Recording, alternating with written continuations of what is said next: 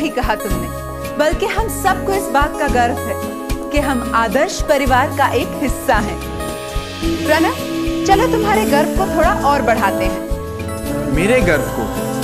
ना सिर्फ तुम्हारे गर्व को, बल्कि हम सब के गर्व को बढ़ाने के लिए माननीय श्री मुकेश जी मोदी के नेतृत्व और मार्गदर्शन में हमने और भी मुकाम हासिल किए हैं। चलिए डालते हैं एक नजर।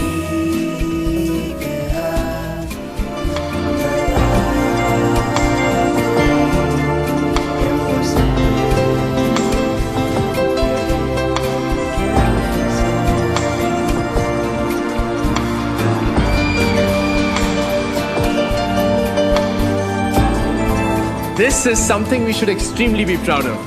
Don't you think so? Absolutely. लेकिन यहाँ सवाल ये उठता है कि ये तरक्की हुई कैसे? कैसे एक सोसाइटी एक वट वृक्ष की तरह फैलती चली गई? वो कौन सा जादू था जिसने लोगों के दिलों पर असर किया? लोग जुड़ते गए, कारवां बढ़ता गया। जी हाँ, और ऐसे बहुत सारे सवालों के जवाब जानने के लिए आइए आपको ले चलते हैं हमारे सोसाइटी के प्रेरक, संस्थापक एवं मार्गदर्शक, जी हाँ, माननीय श्री मुकेश जी मोदी के पास, और जानते हैं उनसे कि कैसे उन्होंने अपनी इस कल्पना को यथार्थ में उतारा और कैसे उनकी ये सोच आज लाखों लोगों के जीने का सहारा बन गई है। Let's have a look.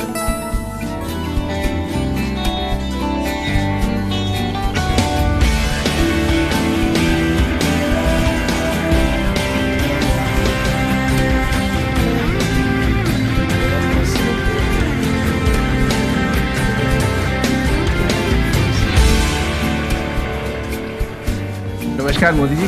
सबसे पहले तो मैं और वंदना की तरफ से आपको बहुत बहुत धन्यवाद देना चाहता हूँ कि आपने अपना कीमती वक्त हमारे लिए और हमारे एडवाइजर टीम के लिए निकाला।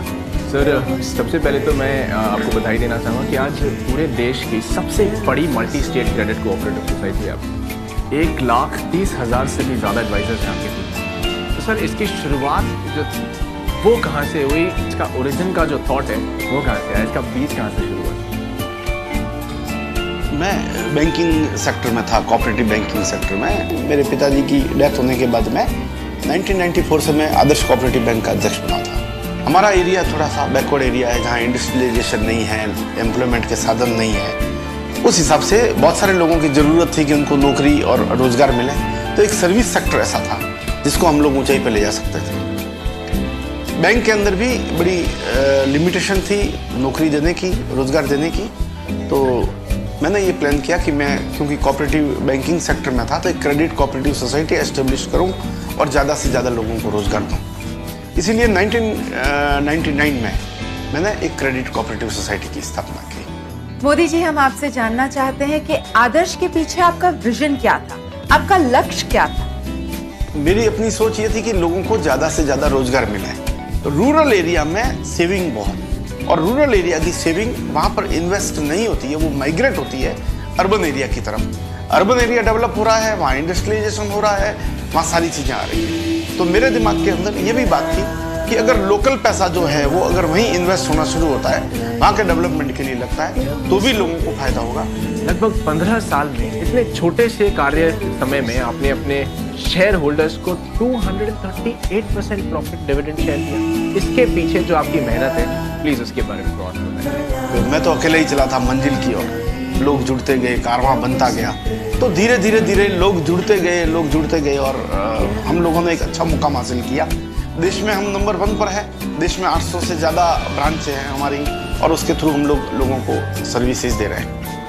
और अभी तक हमने न्यूनतम कम से कम 20% लाभांश तो दिया ही है, और यही है लोगों का विश्वास कि लोग हमारे साथ में बने हुए हैं। आदर्श क्रेडिट में लगभग 1,30,000 से भी ज्यादा एडवाइजर्स जुड़े हैं। क्या यूँ कहें कि 1,30,000 परिवारों की जो खुशियां हैं वो आदर्श से आती हैं? तो आप कैसा महसूस करते हैं? मेरे साथ जो लोग जुड़ते हैं, मेरा पहला काम उनका ध्यान रखना। डिपॉजिटर के रूप में जो पैसा देता है, मैं जानता हूं मैं उस पैसे का ट्रस्टी हूं। इसके अलावा जो एम्प्लॉयमेंट के लिए मेरे साथ जुड़ता है, मैं केवल उसका ही ध्यान नहीं रखता, मैं उसके परिवार का ध्यान रखता हूं। मैं डिविडेंड केवल अपने मेंबर्स को ही नहीं देता, मैं लाभ का कुछ हिस्सा हमारे एडवाइजर्स को भी देता हूं। और उनको जो है वो डिविडेंड नहीं दे सकता, क्योंकि शेयर कैपिटल में जिसने इन्वेस्टमेंट किया है उसी को डिविडेंड मिलता है। तो मैं अपने जितने भी एडवाइजर्स हैं उनको बोनस कमीशन के नाम से दीपावली के ऊपर उन्होंने पिछले साल जो अर्निंग की है उसमें पिछले वर्ष मैंने उनको 20 दिन का बोनस दिया था। इस तरीके से मैं उनको कुछ ना कुछ बोनस के रूप में प्रॉफिट भी देता हूँ, तो प्रॉफिट में भी उनको हिस्सेदार बनाता हूँ। एडवाइजर्स अगर किसी की मृत्यु हो जाती है तो जिस कैडर पर हमारा एडवाइजर है उस सेम कैडर पर उनके परिवार के लोगों को अपॉइंटमेंट देता हूँ, उनके परिवार का ध्यान रखता हूँ। आदर्श इस वक्त नंबर 1 पोजीशन पे है। अब इससे आगे क्या? आप आदर्श को किस ऊंचाई तक लेके जाना चाहते हैं? मैं आदर्श के बिजनेस को वॉल्यूम के हिसाब से नहीं देखता हूँ, आदर्श की ऊंचाई को उसके पैसे के कलेक्शन के हिसाब से नहीं देखता हूँ। लोगों के पास में एम्प्लॉयमेंट नहीं है और खास करके गांवों के लोगों के पास में बैंकिंग सुविधाएं नहीं है। हम फाइनेंशियल इंक्लूजन लेकर के और लोगों के बीच में गांवों तक जावें और गांवों के अंदर लोगों को एम्प्लॉयमेंट देवें, गांव के विकास की बात करें। लेकिन भविष्य की मेरी जो योजनाएं हैं उसके अंदर हम लोग आने वाले टाइम में सोना चांदी, इसके अलावा रियल एस्टेट का बिजनेस है। अभी देश के बहुत सारे लोग अनइंश्योर्ड है, उनको इंश्योरेंस पॉलिसी है, हेल्थ इंश्योरेंस पॉलिसीज है, ई कॉमर्स की बहुत बोलबाला है, तो उस सेक्टर के अंदर जाना है।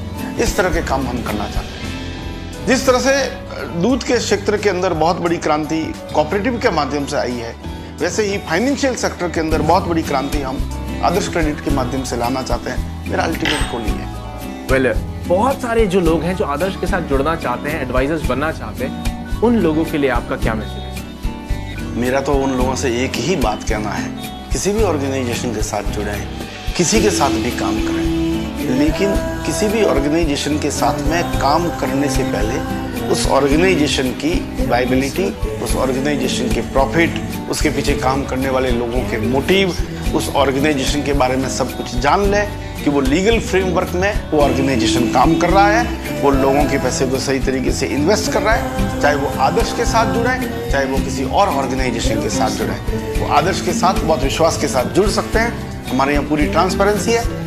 मोदी जी, कितनी भी विपरीत परिस्थितियां क्यों ना आए, आपने हमेशा अपने आप को हर क्षेत्र में सिद्ध किया। और आपने हमेशा यही सोचा कि आपके लिए कभी भी कोई भी लक्ष्य बड़ा नहीं, और आदर्श सदैव इसीलिए जीता। आदर्श सदैव इसीलिए जीता क्योंकि वो कभी भी डरा नहीं। मैं तो सब लोगों से यही निवेदन करता हूं कि जैसा कहा गया, चेरेवती चलते रहो, अपनी टीम बनाओ और लोगों को एम्प्लॉयमेंट के साथ जोड़ो, अपना विकास करो, टीम का विकास करो, सबका विकास करो। और इसी बात पे सर मैं आपके लिए कुछ कहना चाहता हूँ कि वो पथ क्या, पथिक कुशलता क्या, वो पथ क्या, पथिक कुशलता क्या, जिस पथ में बिखरे शूल न हो, और नाविक की धैर्य कुशलता क्या, जब धाराएं प्रतिकूल न। Thank you. और इसी के साथ हम आपको बहुत बहुत धन्यवाद देना चाहते हैं सर। आपने हमारे लिए और अपने एडवाइजर्स के लिए अपना कीमती वक्त निकाला, उसके लिए बहुत बहुत धन्यवाद। Thank you so much. वाकई मोदी जी जैसे व्यक्ति सदियों में जन्म लेते हैं, हमें दिशा प्रदान करने के लिए न केवल हमारे